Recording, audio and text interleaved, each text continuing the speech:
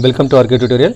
ఈరోజు మనము APDSC 2025 HGT పేపర్లో వచ్చినటువంటి పర్స్పెక్టివ్ ఇన్ ఎడ్యుకేషన్ అటువంటి క్వశ్చన్లకు సంబంధించినటువంటి ఆన్సర్లను చూద్దాం మనము. మరి మొదటి క్వశ్చన్ చూద్దాము. మొదటి క్వశ్చన్ ఏమంటే ఎస్యూపీడబ్ల్యూను ప్రతిపాదించినటువంటి కమిటీ ఏదైనా ఇక్కడ. మరి దీనికి ఆన్సర్ ఏమవుతుంది ఇక్కడ? 4th one Eshwaribai Patel committee. ఎస్యూపీడబ్ల్యూను ప్రతిపాదించినటువంటి కమిటీ పేరు ఏమంటే ఈశ్వరీబాయి పటేల్ కమిటీ అనమాట. మరి ఎస్యూపీడబ్ల్యూ అంటే అర్థమైంది సోషల్లీ యూస్ఫుల్ ప్రొడక్టివ్ వర్క్ అనమాట. సోషల్లీ యూస్ఫుల్ ప్రొడక్టివ్ వర్క్ అనేటువంటిది ఎస్యూపీడబ్ల్యూ యొక్క ఫుల్ ఫామ్ అనమాట. దీన్ని ప్రతిపాదించినటువంటి కమిటీ ఏదంటే ఈశ్వరీబాయి పటేల్ కమిటీ కావడం జరుగుతుందన్నమాట. తర్వాత క్వశ్చన్ చూద్దాము. సరైన సమాధానం గుర్తించండి. మరి ఇక్కడ ఏముంది? ఇక్కడ కమిటీలు తర్వాత కమిషన్లు తర్వాత అక్కడేమో మనకి ఇక్కడ కమిషన్ తర్వాత ఇక్కడేమో మనకు అవి ప్రతిపాదించినటువంటి అంశాలు ఉన్నాయి ఇక్కడ. మరి దీనికి ఆన్సర్ ఏముంది ఇక్కడ? సో థర్డ్ వన్ అంట సిఏడిబి అనమాట. చూద్దాం మనము. మరి ఫస్ట్ ఏముంది ఇక్కడ? షాడ్లర్ కమిషన్ ఇది ప్రతిపాదించినటువంటి అంశం ఏముంది ఇక్కడ?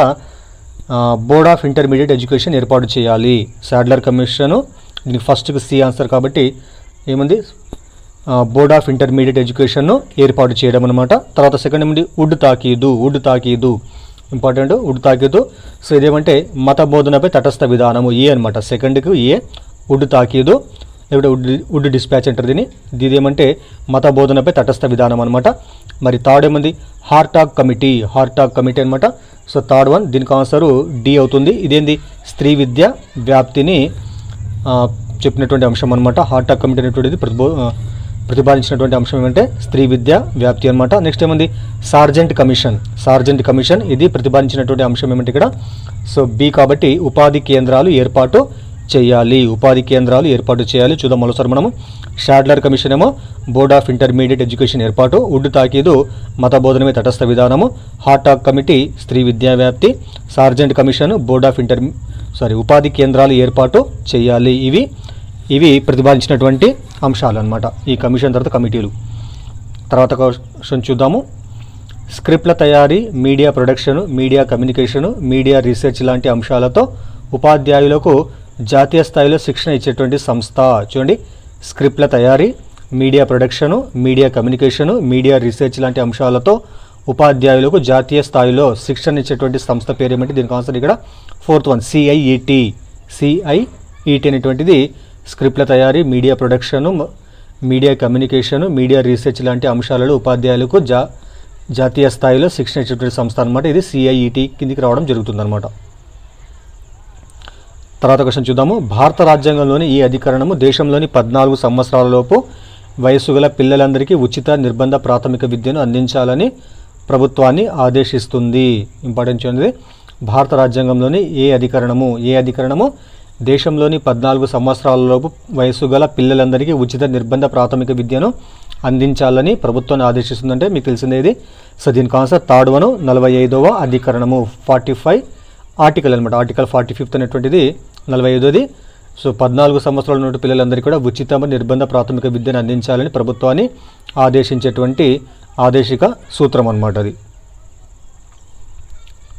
తర్వాత క్వశ్చన్ చూద్దాము. విశ్వజనీన మానవ హక్కుల ప్రకటన జరిగిన తేదీ ఏంది? ఇది చాలా ఇంపార్టెంట్. సో 10 డిసెంబర్ 1948 10/12/1948 గుర్తుపెట్టుకోవాలా. సో డిసెంబర్ 10 ఏమంటారు? మానవ హక్కుల దినంగా జరుపుకుంటాం కాబట్టి మనము అదే రోజు విశ్వజనీన మానవ హక్కుల ప్రకటన జరిగినటువంటి తేదీ కాబట్టి ఆ రోజు మనము మానవ హక్కుల దినోత్సవంగా జరుపుకోవడం జరుగుతుందన్నమాట. ఇది డిసెంబర్ 10 1948వ సంవత్సరం అనమాట. తర్వాత క్వశ్చన్ చూద్దాము. ఆర్టీఈ 2009 చట్టంలోని ఈ సెక్షన్ ప్రకారం బలహీన వర్గాలు ప్రతికూల పరిస్థితులు ఎదుర్కొంటున్న బాలలకు ప్రైవేటు పాఠశాలలో 1వ తరగతిలో 25% సీట్లు రిజర్వ్ చేయాలి. మరి ఆర్టీఈ 2009 చట్టంలో ఉన్నటువంటి ఏ సెక్షన్లో? దీనికి ఆన్సర్ ఏమంటే సెకండ్ వన్ 13th అనమాట. సో 13వ సెక్షన్ ఆర్టీఈ 2009 చట్టంలో ఉన్నటువంటి 13th సెక్షన్ బలహీన వర్గాల ప్రతికూల పరిస్థితులు ఎదుర్కొన్నటువంటి బాలలకు ప్రైవేట్ పాఠశాలలో 1వ తరగతిలో 25% సీటు రిజర్వ్ చేయాలన్నమాట. నెక్స్ట్ క్వశ్చన్ ఏముంది ఇక్కడ? ఎన్ఈపి 2020 సూచించినటువంటి సంసిద్ధత దశ వయస్సు. ఎన్ఈపి న్యూ ఎడ్యుకేషన్ పాలసీ 2020 సూచించినటువంటి సంసిద్ధత దశ యొక్క వయస్సు. సంసిద్ధత దశ యొక్క వయసు ఎంత అంటే ఇక్కడ దీనికి ఆన్సరు 8 నుండి 11 సంవత్సరాలు, 8 to 11 years అనమాట. ఇది దీనికి ఆన్సర్ అవుతుంది. తర్వాత క్వశ్చన్ చూద్దాం. డిపిఈపికి సంబంధించినటువంటి సరైన సమాధానం గుర్తించండి. మరి దీనికి ఆన్సర్ ఏమవుతుంది ఇక్కడ? థర్డ్ వన్ ఏబిసి 3 కూడా సరైన అంశాలను చూద్దాం మనము. డిపిఈపి అంటే అర్థమైంది district primary education program. District primary education ప్రోగ్రామ్కు సంబంధించినటువంటి సరైన అంశాలు ఇక్కడ ఏమున్నాయి? సో ఏబిసి 3 కూడా చూద్దాం మనం. ఫస్ట్ ఏమండి ఏ అనేటువంటిది ఆర్థిక సహాయం అందజేసిన సంస్థలు ఓవర్సీస్ డెవలప్మెంట్ ఏజెన్సీ, ప్రపంచ బ్యాంకు, యుఎన్డిపి. చూడండి ఇక్కడ డిపిఈపికి ఆర్థిక సహాయం అందించినటువంటి సంస్థలు ఇక్కడ ఏమనంటే ఓవర్సీస్ డెవలప్మెంట్ బ్యాంకు ఏజెన్సీ, తర్వాత ప్రపంచ బ్యాంకు, అదేవిధంగా UNDP united nations development program అనమాట. తర్వాత బి ఏముంది ఇక్కడ 1996-97 సంవత్సరాలలో 1996-97 సంవత్సరాలలో మన రాష్ట్రంలో 5 జిల్లాలలో అమలయ్యింది. 1996-97లో మన రాష్ట్రంలో 5 జిల్లాల్లో అమలైనటువంటి కార్యక్రమం డిపిఈపి అనమాట. అదేవిధంగా సి ఏముంది అందుబాటు, నమోదు, నిలుపుదల, గుణాత్మక విద్య డిపిఈపి యొక్క 4 స్తంభాలు. ఏబిసి 3 కరెక్ట్ కాబట్టి ఇక్కడ సో థర్డ్ వన్ కూడా దీనికి ఆన్సర్ అవుతున్నాడు. ఏబిసి 3 కూడా దీనికి ఆన్సర్ కావడం జరిగిందనమాట. సో ఇవి మనకు పర్స్పెక్టివ్ ఎడ్యుకేషన్ వచ్చినటువంటి క్వశ్చన్లకు ఆన్సర్ అనమాట. దయచేసి వీడియోని లైక్ చేయండి, అదేవిధంగా ఛానల్ సబ్స్క్రైబ్ చేయండి. Thank you.